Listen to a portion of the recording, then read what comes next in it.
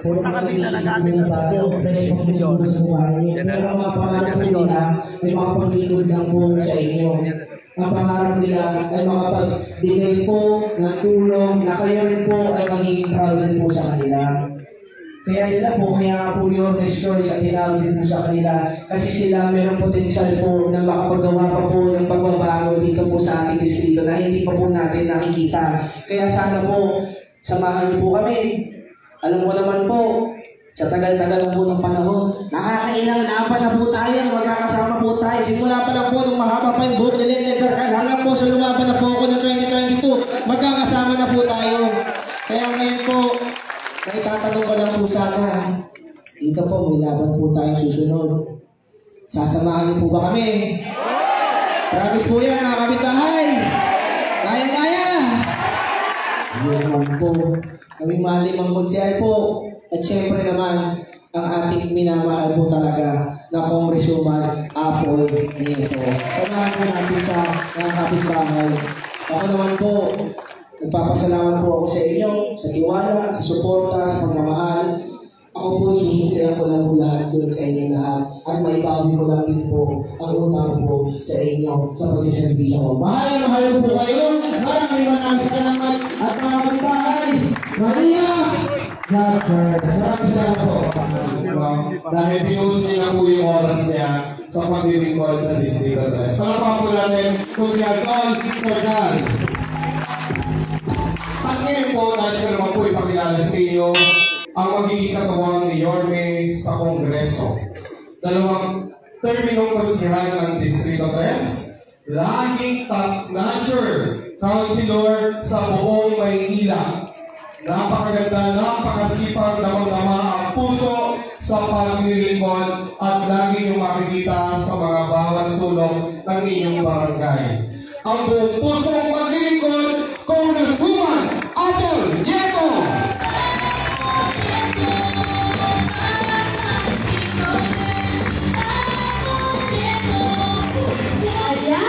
Magandang hapon po sa inyong lahat. Ay, bakit parang tahimik? Isa muna! Hip hop! Hooray! Ayan, very good. Para mga babies lang. Ayan, kamusta po ang mga mommies and daddies natin? Okay. Mommies and daddies, may nag-react doon kanina. Kasi alam mo, may ganyan din nangyari sa akin habang umiikot ako. Hello po, Lola. Uy, huwag mo akong tatawagin, Lola, ha? Bata pa ako. Oo naman. Diba? Totoo naman talaga. Mga bata pa ang ating mga mommies and daddies na kasama ngayon. Hindi ang bata, magaganda at gwapo pa. Tama ba? Oo, diba? Kita ko yung mga ngiti niya na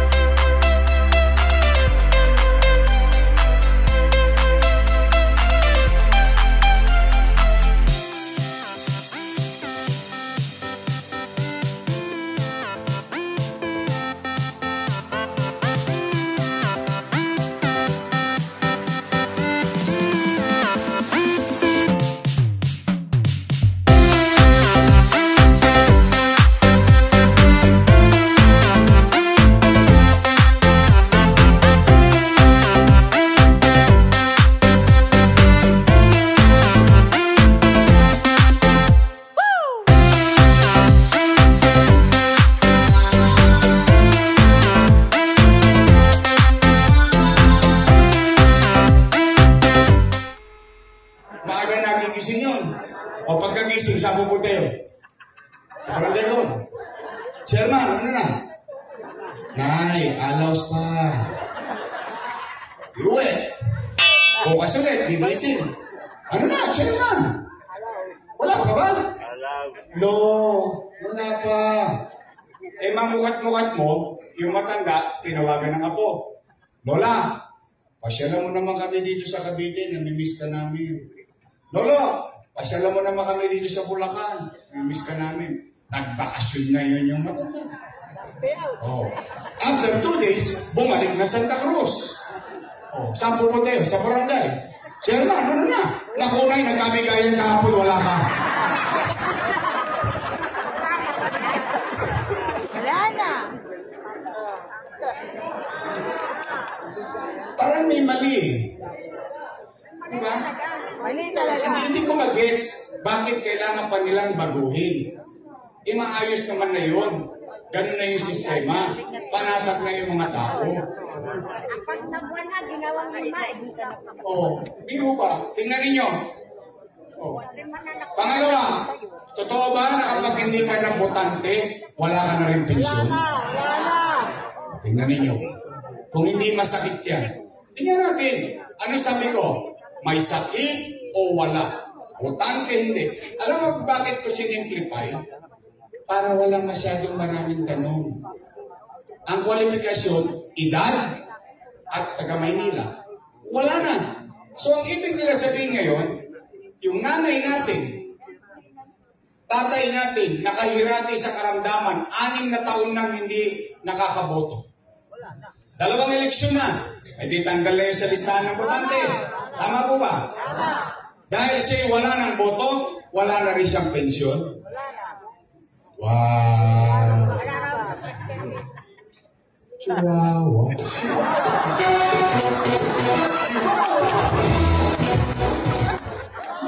Hindi ba masakit yun? Ganun ba ang pagkugobyerno natin? Kailangan may boto tayong makuha bago magbigay ng porbensyo? Parang hindi naman yata makatwiran yun. Nakakalungkot lang. Pangatlo, totoo ba yung insured pinalagang escape ko? Totoo?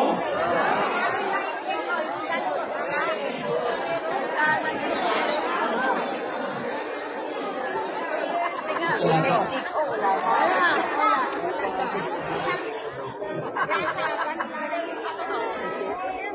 Wala yung pangalan nyo? Talaga? Hindi. Tingnan ninyo. Kumagaso sila ng milyon-milyon, kakasumba sa Roas Boulevard. Gagaso sila ng milyon-milyon sa Passion Show, sa City Hall. Pagdating sa matatanda, titipirin natin. Dati, isa lang ang request niyo sa akin nung araw, noong 2019. Siyempre, walay mo. Nganyang ka lang na cross finger. Basta, hanggang kaya natin. Sa totoo, wala namang pera yan dati. Kasi ninyo naupo ko, wala naman talaga ako inuputa sa librete. Ubus na eh. Pero I never complain. Kaya lang nung pagbukas ko ng budget, alam niyo saan ang galing yan? That's 500 pesos. That's 75 million a month. You know why? 150,000 senior citizen at 500, that's 75 million. That's 1 billion pesos a year. Okay? Wala yan dati. Nung nag-mayor ako, nakita ko yung libro, yung budget, road maintenance, road maintenance, road maintenance, road maintenance, road. Puro road maintenance. Kaya parang nagtataka yung mga taong bayan. Ang ganda-ganda ng kalsada nila. Pagkagising na eh sabi ko, tanggalin yan. And that's where your money came in. In fact, that includes your apo na nag-aaral sa PLM, 1,000 every month. Apo, nag-aaral sa UDM, 1,000. Nasama pa solo parent, nasama pa yung PWD. Pati K-12, nasama. Why? Kanino pera yun? Pera nyo. Saan galing? Silinok po. Pera ng gobyerno galing sa taong bayan, binalik lang through services sa mga bayan. Pangalawa, totoo ba na kapag magpapacheck up ka ngayon, kailangan mo pa ng online schedule? Tinanggal na eh. Tinanggal na eh. Akala mo kung di pa pala ako tatakbo, hindi pa tatanggalin. Pero 2 years and 6 months, Nagre-reklamo ang taong bayan. Ayaw nilang pakinggan. Nahihirapan ang tao. Tiri mo, may nararamdaman ako. Kadalasan ko ginagawa, papacheck up lang ako sa health center. Dahil konting kemot ko lang, nandiyan yung doktor or nurse or attending physician sa health center. Ngayon, kailangan ko pa magpa-online. Wow! Chihuahua.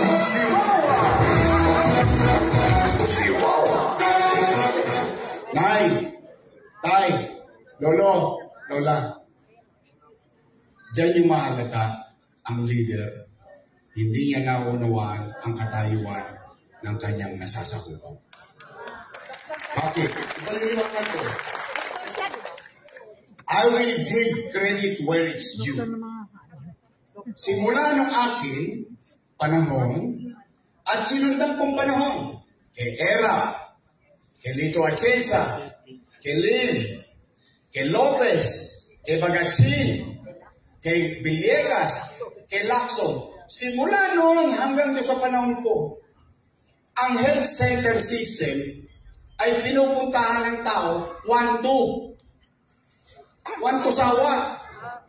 Anytime na gustuhin nila, pupunta sila, magpapacheck up. Ngayon, kailangan ko pang magpa-schedule at online. O sige, pag-usapan natin. Online. Anong kailangan mo pag-online? Loan. May bayad wala? Tosgas ka. Pangalawa, cellphone. Libre ba cellphone? Bibili ka. Pangatlo, pinakamalupit, hindi ka marunong mag-online.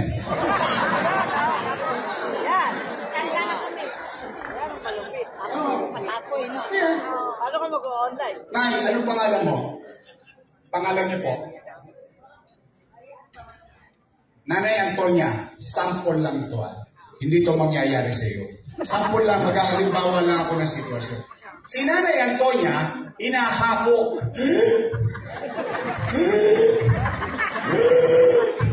Apo, dali mo nga ako sa health center, magpapacheck up ako.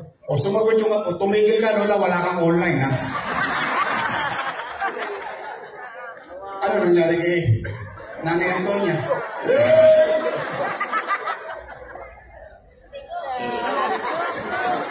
Paalam na aking ina. It doesn't make sense. When it doesn't make sense, you don't do it as a leader. You don't allow it to happen. No matter kung sino pa nagpapayo sa iyo. Dahil ang paggawa ng programa, ang paggawa ng pulisiya sa gobyerno ay binabagaya mo kung ano ang kostumbre na kaugalian ng iyong nasasakupan. Hindi ka gagawa ng pulisiya na nakapagpapahirap at nakapagpapalito. Dapat mabilis na maunawaan ng tao dahil ang kausap mo, milyong mamamayan. How can you explain to each and every one that this is the new system wherein you mend your ways when you create policies and programs? Primo, na-high blood ka lang, tumataas pili mo, nag-iikot lang yung paningin mo. Natatakot ka ngayon, gustong pabipi. Ang masakit, yung health center katabi ng bahay mo. Papacheck up ka lang ng blood pressure, isang hakbang lang. Ay, teka, wala akong online. Di ba ho? O, pumanatag kayo, mga lolo't lola ko. May awa ang Diyos. Kahit binago nila ngayon, natatakot ako, baka ibalik nila yan. O, pumanatag kayo sa tulong ninyo. Nakabalik tayo. Ibabalik natin yung dating system na ang health center. Pangatlo, wala po eh. Siyempre, baka bias. Mga nanay ko, tatay ko, lolo't lola ko. Napansin niyo ba parang nagdugyot ulit ang Maynila? Napapansin niyo ba? Parang wala ulit gobyerno. Parang ang dami na naman siga sa kalsada ngayon. Nagtinong na yan eh. Sumunod na yan taong bayan eh. Yung mga tulongge sa Maynila, nag-alisa na dito eh. Bakit? Kasi nung araw, ang gobyerno, umaga, tanghali, hapon, gabi, madaling araw. Ang gobyerno nung araw, walang naman. Ngayon, pag uwi nyo maya sa bahay ninyo, tanungin nyo yung mga apo nyo. Apo, anak, i-google mo nga, totoo ba yung sinasabi doon? Galing ako sa meeting eh. Number 1 crime index sa buong mundo, Maynila. Hindi Pilipinas ha. We're talking of city. We are now number 1. Wow. Number 1 in crime index again. Opo.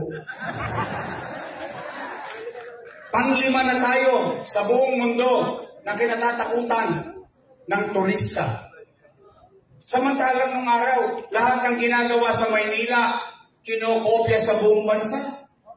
Clearing operation, pagdidisiplina sa kalsada, kinopya, ginawang national government policy. Bakuna rito, bakuna doon, dati namimili sila. Sabi ko, hindi, open border. Pabilisan. Paramihan. Welcome lahat. Maga, hapon, gabi. 24 hours, bakuna rito, bakuna. Lahat ang ginagawa sa Maynila, kinokopya sa buong Pilipinas. Pati ilaw, kita mo, naalala pa ni nanay. Mga simpleng bagay. O pumanatan kayo, mga nanay, tatay ko, may awa Diyos, sa tulong ninyo nakabalik tayo. Babalik natin ang sigla muli ng Maynila. Pangapat at kamuli para uwian na. Kasi pag umabot to ng dinner, mag-aabono si Apple Nieto. Naku, lugod kayo, walang nagsayang sa bahay. Hindi, pangapat na lang. Pero importante, sa akin yun naman marinig ang sagot. Sinasabi nito mga nagmamagaling. Sabi, si Orme, maraming iniwang utang. Wala. Hindi, easy. Kalma. Gusto niyo malaman ang sagot? Gusto niyo malaman? Opo, nangutang po ako. Okay. Now, taas ang kamay ng may anak dito. Malay ko kung dalaga. Ano pa naman dalaga na yun? May apo. Bilto.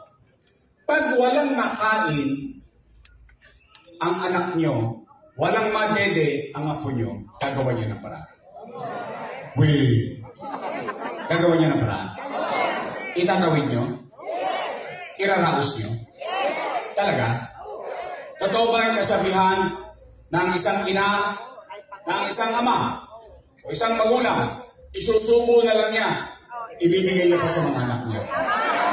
Totoo yun? Kaya nga kapag katipid sa Bombay, kumakapit eh. Tama po ba? Yan din po ang ginawa ko nung pandemya. Bakit po? Sabi ko sa inyo, umupo ako, walang pera. Nag-recover tayo. Ang bilis ng recovery. Bakit pa lang tayo? Hindi ko mamahulaan magkakapandemya eh. Ano nangyari sa pandemya? Wasak ang ekonomiya ng mundo. Amerika nangutang. Pilipinas nangutang. Lahat ng mayayamang bansa nangutang. Bakit? Pag wasak ang ekonomiya, walang hanap buhay. Pag walang hanap buhay, walang trabaho. Pag walang trabaho, walang pitsa. Pag walang pitsa, walang chicha. Tama mali? Natatakot ka na baka magkasakit ka, natatakot ka pa baka mamatay ang dilag kang mata. Tama o ba? 2 milyong Manileño, 2 milyong bibig, 700,000 people, families, ang umaasa sa kanyang pamahalaan. Saan kaya, ano kaya ang mangyayari? Did you ever heard o narinig nyo ba ni minsan sa bibig ko, sa telebisyon, sa Facebook na nagreklamo ako? Hindi, in fact, nanay ko, tatay ko, lolo't lola ko, kahit isang araw, kahit isang gabi, kahit sulyap man lang sa anak kong 5 na maliliit pa, hindi ko sila sinilip. Why? Kasi may 2 milyong nag-aalala. Hindi nila alam kung may gobyerno silang masasandalan. Umaasa sila sa pamalan. Kaya nakita nyo, nakashort na ako. Sa City Hall ako natutulog. O, anong ginawa natin? Ginawa natin ang paraan. Hindi ako nagtuturo. O, saan ako nangutang? Sa gobyerno. Ha? Ang labo mo naman, Yorme. Ang Pilipinas, nangutang, gobyerno. Ikaw, nangutang sa gobyerno. Then let me explain. Ito po yung katawan ko. Mas madaling muestra. Itong katawan ko, ito ang gobyerno. Yung kaliwang bulsa ko, National Government Bank. Paldo. Sino may-ari ng Land Bank? Gobyerno. Sino may-ari ng DBP? Gobyerno. Paldo. Nasa Wakari. Yung kanang bulsa, siyudad ng Maynila. Nga. Walang laman. Ano ako? Umukot lang ako sa bulsa. Ililipat ko lang sa kabilang bulsa para makaraos sa mga batang Maynila. Buwan naman, may food box.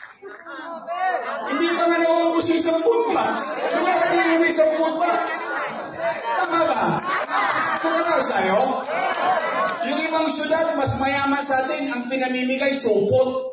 Akala mo may sunog. Pero sa atin, bakit food box? Ng Maynila. Ang bagong liwanag ng Maynila sa kanyang talino at ganda, sigurado mapapangiti ka, Vice Mayor G. Atienza!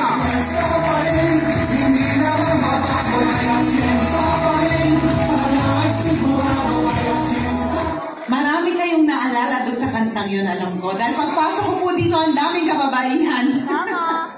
Ako po si Chia Atienza, ang bunsong anak ng dating puting Mayor Lito Atienza. Ako rin po ngayon ang direktora ng kababaihan ng Maynila. Tinanggap ko po ang pagiging direktora nito, hindi ko pa po inisip na papasok ako sa mundo ng politika. Pero dahil halos kasi edad ko to, naaalala niyo po yun, na may buntot ang aking ina. Nung nag-uumpisa ang kababaihan ng Maynila na maliit at matabang bata, ako po yun. Pero akong hinubog po niya para ipagpatuloy ang kanyang laban. Anyway, kagaya po ng aking kapatid na si... Hindi po yun ang sasabihin ko, pero mahal na mahal ko po yung ate ko yun. Maganda po yun sa akin. Ang sasabihin ko po ay si Kuya Kim. Sino po ang mas guwapo? Si Kuya Kim o si Ali? Hindi ko sasabihin sinabi ko. Si Kuya Kim po, Nay? No, si Ali. Wala naman nagre-record nito eh. Siya lang. Pero kagaya po na aking kapatid na si Kuya Kim, ako rin po ay nasa telebisyon bilang isang broadcast journalist. Pero sa totoo lang po, ang totoong pangarap ko sa buhay ay maging isang misyonaryo. Ngunit hindi po yun na sa katuparan. Kaya ang sinabi ko sa Panginoon, kung saan niya akong daling karera, bibit-bitin ko na lang ang puso ng misyonaryo doon. Kaya 6.5 years ago, ako po ay naging isang broadcast journalist. Pumupunta po ako sa liblib na lugar dito sa ating bansa para kunin ang kwento ng ating mga kapatid na napag-iwanan sa laylayan ng lipunan. Nakita ko na hindi pala kailangan lumayo. Dahil mismo sa inyong distrito, marami po tayong mga kababayan na umiiyak mag-isa at umihiling na sila ay mapansin ng gobyerno. Minsan, kabarangay, minsan nga kayo mismo yan. Pero kung may isa akong bagay na natutunan sa aking trabaho, nakita ko, kahit ano pala ang iniiyak ng ating puso, kahit na simple lang ang ating hiling, kung ang gobyerno hindi po marunong makinig sa tao, ika nga ni Yorme? Nga pa rin pala tayong lahat. Kaya nung tinanong ako ni Yorme kung maaari niya ako maging katambal, sa totoo lang po, iniisip ko kung pareho kami ng puso. Inaral ko yung mga ginawa niya nung siya ay alkalde ng Maynila sa mga naging advocacy ako no, ako ay naging broadcast journalist. Ako ay tumulong diretsyo sa tao. Dahil para sa akin, inisip ko, paari akong maging boses ng mga kabataan no ako ay bata, boses ng mga ina no ako ay naging ina, at boses ng mga napi no ako po ay naging broadcast journalist. At dahil doon, sinabi ni Yorme, ikaw ang gusto kong makasama bilang katambal. Alam niyo, alam yan ng mga kababaihan, Ako po ang direktora ng Kababaihan ng Maynila at pinaglalaban namin ang livelihood para sa bawat Manilenyo na gustong tumayo sa kanilang mga paa.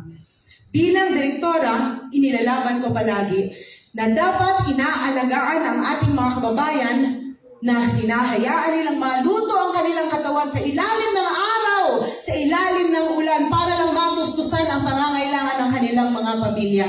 Dapat sila hindi sinasaktan. Dapat sila sinusuportahan at minamahal. Ang ating mga kapatid na hindi marunong tumayo sa kanilang mga paa, dapat nararamdaman ang suporta sa livelihood. Dahil nakita ko, ako ay broadcast journalist, bumabalik ang dignidad sa tao kung alam nila na kaya nilang tumayo sa kanilang mga paa. At nung sinabi ni Yorme sa akin na susuportahan niya yon, sinabi ko sa kanya, ipaglalaban kita hanggang sa dulo ng mundo dahil naniniwala ako na ikaw ang karapat-dapat na alkalde ng Maynila. Alam niyo po, yan nga, kasabi niyo nga lang po eh. Alam niyo, sa bawat distritong aming lapagan, isa lang ang sinisigaw ng lahat ng tao. Yan po ay... Alam ko, kaakibat ng hiling na yan ay isang munting hiling ng inyong mga puso na kumatok na muli ang pagmamahal ng gobyerno sa inyong mga bahay. Gaya nung panahon na alkalde ng Maynila si Yorme. Noong mga panahon na yon, alam ko, naramdaman nyo na kasama kayo. Nakinig at solusyonan ng mabilis ang mga bagay na kailangan ayusin sa inyong mga barangay. Marami pong kailangan amyendahan sa susunod na administrasyon. Kaya nagbago ang pamamalakad dahil binago po ito ng City Council. So yan po ang unang gagawin namin balang araw. Ibalik ang mga dating nagustuhan ninyo. At yan po, maaasahan niyo po mula kay Chief Atienza. Alam ko po, marami na kayong iba't ibang administrasyon na napagdaanan. At alam ko rin na nakita nyo na si Yorme ang isa sa pinakamagaling na alkalde ng Maynila. At makakaasa kayo na kung balang araw kailangan nyo pong lisanin ang mundong ito, iiwan nyo po ito ng nasa mabuting mga kamay. Kung kami ni Yorme ang tatayo sa inyong harapan. Hindi po ako maalis sa kahit anong distrito nang hindi po nag-iwan ng alaala. Ayoko po kasi nang mapapauwi ko lang sa inyo ay ang aking mukha. Ang mukha, pumapangit. Ang mukha, tumatanda. Ang mukha, nakakalimutan. Ang gusto ko pong ipauwi sa inyo ay ang aking puso. Dahil kahit kailan, hindi po yun nagbabago.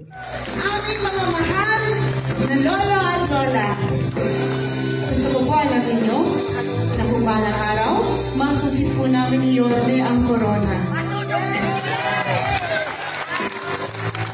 Ang corona ito ay hindi po mapupunta sa aming ulo.